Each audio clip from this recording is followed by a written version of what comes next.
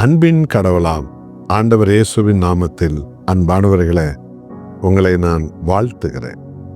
ஏசாயா தீர்க்கதரிசன புஸ்தகம் 19ஆம் அதிகாரத்தில் 22வது வசனத்தை வாசித்து பாருங்க. இப்படி ஒரு சத்தியத்தை கர்த்தருடைய ஆவியானவர் நமக்கு சொல்லுகிறார்.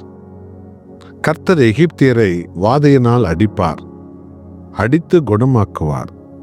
அவர்கள் கர்த்தரிடத்தில் மனம் திரும்புவார்கள். அப்பொழுது அவர்கள் விண்ணப்பத்தை கேட்டு அவர்களை குணமாக்குவார்.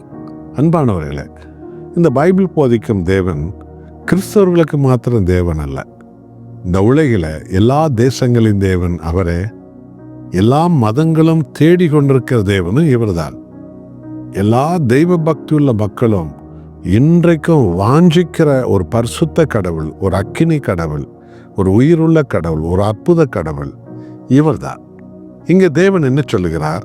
நான் எகிப்தியர்களை அடிப்பேன், வாதையினால் அவர்களை அடிப்பேன். இதேதான் ஒவ்வொரு நாட்டுக்கும் தேவன் செய்கிறார். ஒவ்வொரு நாட்டின் சம்பவங்களை கொஞ்சம் இந்த காலத்தில் கூர்ந்து கவனித்து கொண்டு வாருங்கள். அவரவர்கள் அவரவருடைய போக்கில் தேவன் ஒருபோது விட்டுவிடுவதே இல்லை. எல்லா நாட்டையும் ஏற்ற நேரத்தில் ஏதோ ஒரு தருணங்களில் தேவன் அடிப்பதை நீங்கள் காண்பீர்கள்.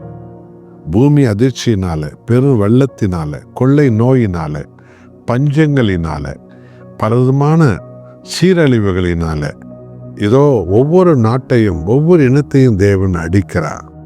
இதில் என்ன தெரிகிறது? அவர்தான் தேவன்.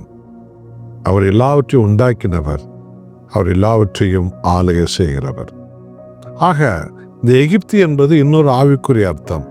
பாவத்தில் வாழ்கிற ஜனங்களையும் கூட தேவன் வாதையினால், பல வர்ணிக்க முடியாத தொல்லைகளால், தீமைகளால், பல விதமான கஷ்டங்களால், பல நோய்களால் அவருடைய ஆண்டவர் அடிப்பார். இதற்காக அவர்கள் கர்த்தரை தேடி வந்தபோது அவர்கள் மேல் மனம் இறங்கி அவர்களை குணமாக்குவார். இதற்காக தான் அவர்தான் தாவீது சொன்னார், கர்த்தாவே, நான் துன்பப்பட்டது நல்லது. ஏனென்றால் நான் துன்பப்படுவதற்கு முன்பு வழி தப்பி நான் திருந்தேன். அப்பெல்லாம் நீங்க என்னை அடிச்சிங்க, அதனால தான் நான் உங்களை தேடி உங்கள் அண்டை வந்தேன் என்று சொன்னார்.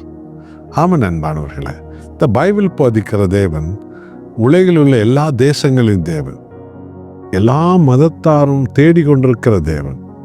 அவர்தான் ஆண்டவர் இயேசு கிறிஸ்துவாக உலகத்துக்கு அவர் வெளிப்பட்டார். ஆகவே எந்த கடவுள் பக்தி கொண்டவர்களாக இருந்தாலும் பைபிளை ஒரு முறை படித்து பார்க்கணும். இதில் என்னத்தான் சொல்லப்பட்டிருக்கிறது என்பதை தெரிந்து கொண்டு பிறகு மெய்யான தெய்வத்தை கண்டுபிடிக்கலாம் அல்லவா? ஆகவே இது மிகவும் அவசியமான ஒன்று.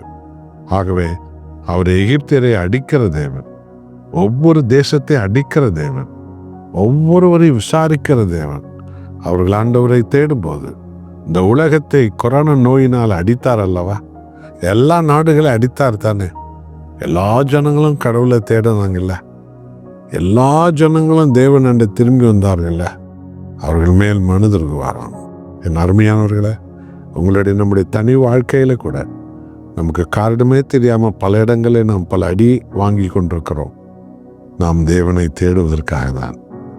அவரை நாம் தேடும்போது, அந்த பொல்லாங்கை விட்டு விலகும்போது, அந்த பொல்லாப்பு விட்டு விலகும்போது, அந்த கேடுபாடுகளை விட்டு விலகும்போது, தேவனுக்கு விரோதமான பாவங்களை விட்டு விலகும்போது நம்ம கர்த்தர் மனம் இறங்குகிறார், நம்மை குணமாக்குறார், நம்ம மீண்டும் புது உயிர் பெற்றவர்களாக எழுப்புகிறார், அவருடைய சமூகத்தை தேடுகிறவர்களாக நம்மை மாற்றுகிறார். நம்மை நாம் கர்த்தரிடத்தில் அர்ப்பணிப்போமா? ஜெபம் செய்வோம். நல்ல ஆண்டவரே, நீர் விசாரிக்கிற தேவன்.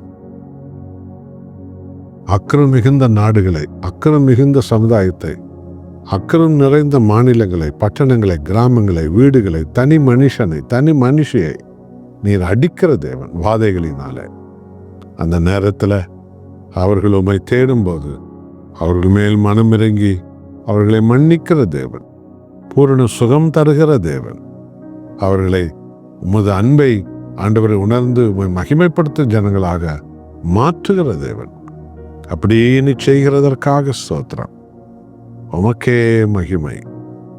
இயேசு கிறிஸ்துவின் பரிசுத்த நாமத்தில் பிதாவே, ஆமென்.